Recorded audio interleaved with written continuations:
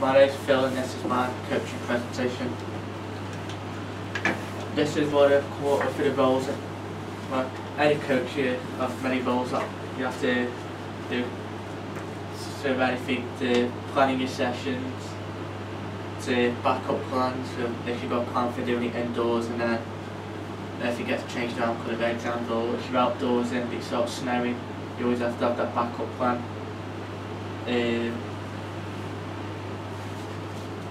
Need to make sure that the voice is well projected around the room that they're in.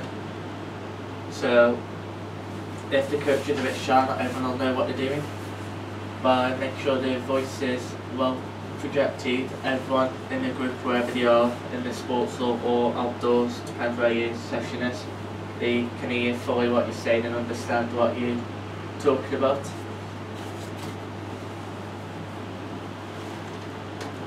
You also need to make sure they get all the important information across to the students during the lesson. Like if they're doing a certain area, for example football and passing, you tell them which part of the foot you want to stop the ball with, which part of the foot you need to be passing with, and the further they pass, the different techniques you use. That way the students or athletes will know exactly what technique you have to use when doing that skill. Just like it roles, responsibilities, the coach has as well. He has to make sure the area is safe and that all the rubbish or any spillages has been removed from the area. Need to make sure everyone can take part. If not, you need to know why the person can't take part in a session and see if there's any part of the session that the participant can actually do. Need to also make sure that it's well presented, the session, that everything's in the right place. Last thing a coach wants is someone messing around with the cones, or for example, and not being in the right place so no one knows where they might be standing. You also need to, again with the weather, need to check the weather so you know a rough idea what the weather's going to be like for that day, so you can plan ahead of what sessions you want, and to make sure you've also got backup plans for it as well. But by checking whether you'll have more of an understanding what weather you're going to expect while they're outside. The equipment as well, make sure the equipment is safe to use before letting the participants touch any of it. Last thing they want is a participant getting injured on a piece of equipment that hasn't been checked properly. So checking that would be one of the safety options. There's three different styles of a coach. You've got an autocratic, democratic, and laissez-faire. Each coach have a different style to whether it depend on the sports to do it, depend on how many people are in a group, depends how they do it, like what people like in a group. Most of your school teachers, your PE teachers at school probably do laissez-faire, they just normally give you a bit of a football coach, just say go do what you want. Where if someone are a professional sports coach, he'll be more of an autocratic one, where he'll tell them verbally about what he's expecting of them,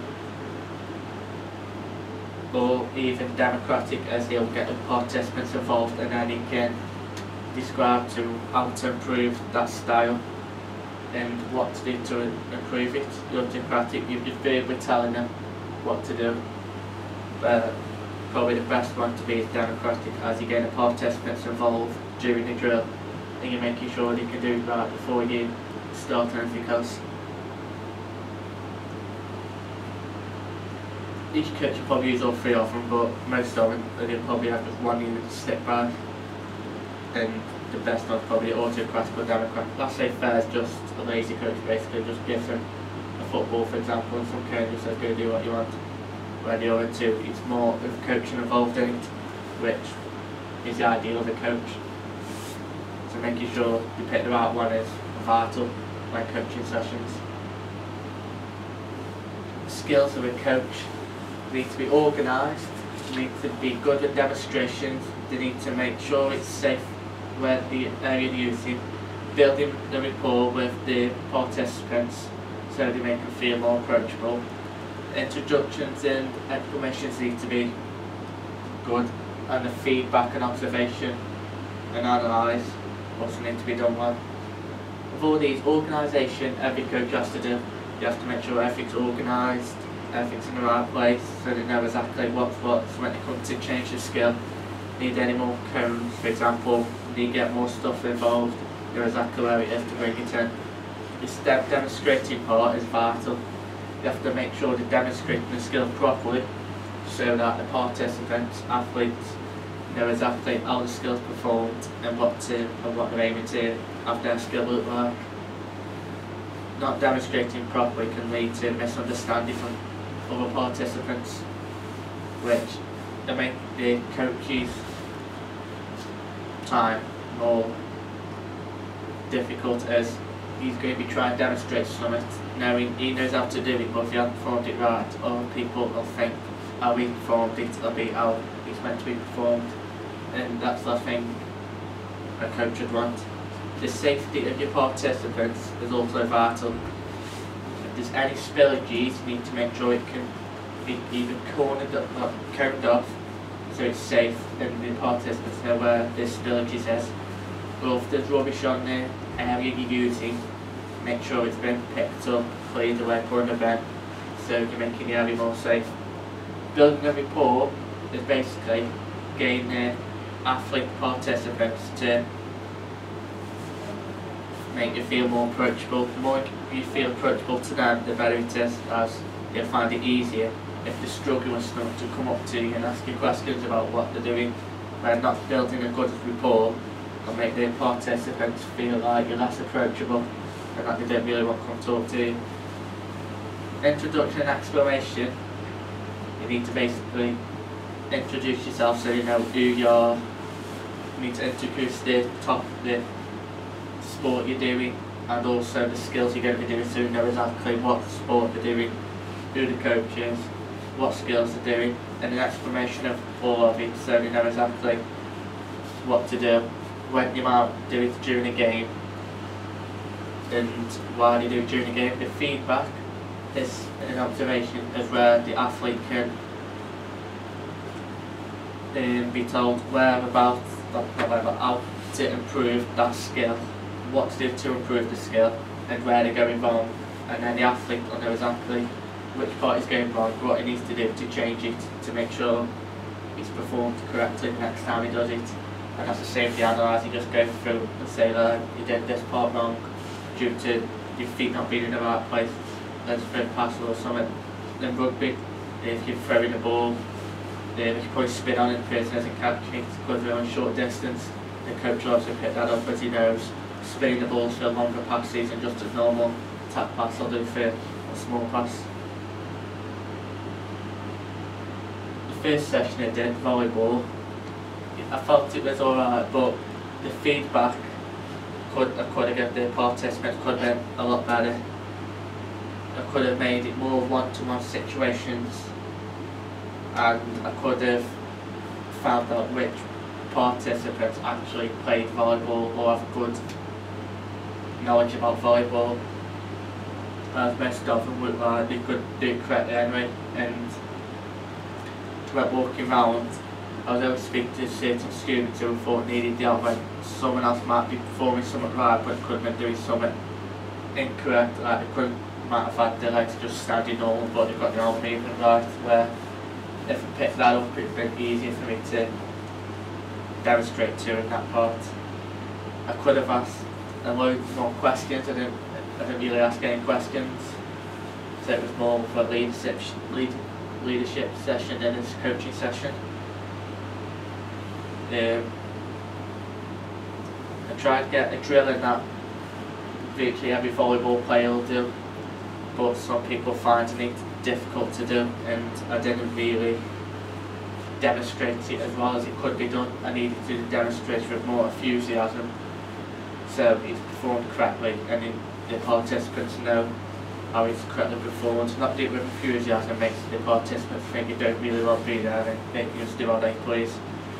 So having the correct attitude would have been easier during that session, as the session didn't really go to plan.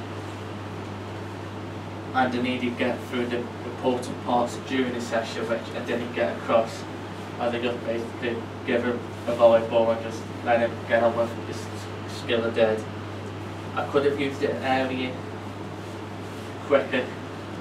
Took me a couple of minutes to figure out that I had a bigger area before I started moving him. And for what I've been a volleyball player in a group, I could have made this drill a bit easier than everybody else is in the group, and I could have had them doing demonstration of it being a volleyball player, needing a bit performance, a better standard. The second session I did was football. I thought that went better. The participants were aware of the skill they were working on. I tried to keep communication, but it wasn't as easy as with first group, as I know the people in the first group, second group, I didn't really know them. So it was a bit more difficult for me to communicate with them because I didn't know how they'd react back to it. I kept on giving them information about what we were doing, but I wasn't gathering them all in as much. I was getting most of them in, as some of them weren't listening to steam. They were standing away from it. But I could have made sure they were all in and saw exactly what I was doing. The one time I got picked up on this is when I was demonstrating a football one. You were receiving the ball just flat on the feet, not aware of basically playing the same way they're coming from. And I asked a question about that, but I also answered it, which I should have been asking more questions, getting them to answer it. Like why did I do that drill? Because during the game, if you get the ball from the keeper and the way you face as the keeper, the only way you're going to play realistically is back that way. But if you start opening your body up, you've got a bigger area to play, you can get more players involved, and it makes it easier for you when picking a pass. So if I answered that question for him, it wasn't really the best of ideas, as I could have had them thinking more, and then they might have put more into the skill and understanding why I picked that skill up, why I did that skill, and exactly why it's important during football matches. What I should have done is, because the group I had, all the mates just wanted to be on one team, I should have just split them up, because once they were on the one team, it was just, they thought they could play whatever rules they wanted. So I started breaking different rules in, like any side tackles they're off. Anyone during the skills as well, they would just be silly, just messing about. I just said next person has to help stupid this game, temporary stuff to do. I should have been more strict with me punishments, as you just try to get away with more than what you normally get away with. And I should have made it more competitive, as that way, if you're playing against your mates, you're going to think, I want to do better than your mates, and you're going to work harder to do better than the mates. It's a skill, and then it gets everybody involved, everyone starts to enjoy it. So that's what I need you to do next time. It's pretty competitive, and any drill makes it easier for people to do. Everybody gets more up for it. I could have used a whistle during the session as well, as sometimes I struggle to get my voice loud enough so everyone could hear me. I had to shout a couple more times than what I needed to get all of them in. When if I had a whistle, it'd been a lot easier for me. And they should have made that before you understood what the skill was. As I thought they did, some of them were not quite understanding with the skill, they had to keep asking me. So they either didn't team me or they weren't paying attention. It just depended on which one that was.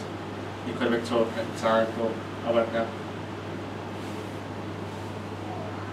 But the use of more one-to-one, that's vital, is I could explain to the participants why they're going wrong, what to do to make it better, how to do it, where the feet need to be, the correct movement, the correct positioning, and then see if they can do it from there. If you can't do it from there, do it step by step, so they get to know exactly how it's done, and they might understand more about the drill than